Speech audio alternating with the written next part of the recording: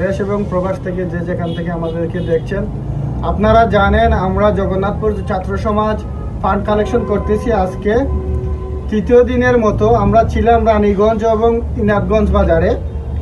আজকে আমাদের কালেকশন হয়েছে 21,480 টাকা। রানীগঞ্জ এবং ইনাদগঞ্জ থেকে আজকের কালেকশন 21,480।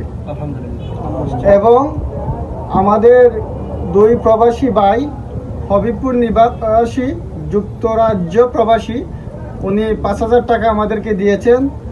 আরেক ভাই জগন্নাথপুর নিবাসী,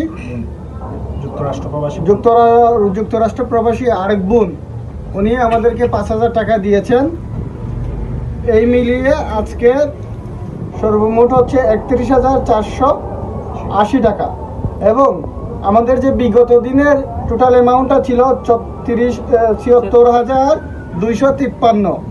টোটাল মিলিয়ে হচ্ছে 3 দিনে 1,07,733 টাকা। আমরা আপনাদেরকে বলে